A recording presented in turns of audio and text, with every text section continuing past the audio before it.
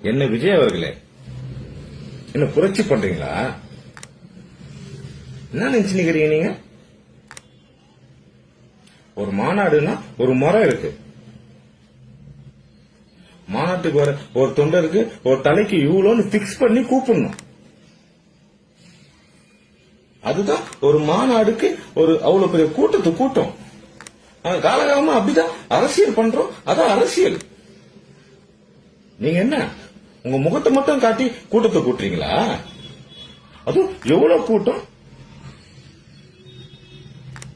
தொண்டை தண்ணி வத்தி கத்தி பேசுறோம். அப்ப கூட உங்களுக்கு கூட்டம் போட மாட்டேங்குது. என்ன நினைச்சுக்கிறீங்க நீங்க? வண்டி வச்சு கூப்பிடுறோம், வரமாட்டாங்க. உங்களுக்காக 3 கிலோமீட்டர் நடந்து வருவாங்களா மாநாட்டுக்கு? இதெல்லாம் சரியில்லைங்க. என்ன அரசியல் பண்றீங்க? உங்களுக்கு அரசியலே தெரியல. இப்பவே இப்படின்னா இன்னும் ஃபியூச்சர்ல என்னெல்லாம் பண்ண போறீங்களோ? பதறுது. பார்த்து பண்ணுங்க.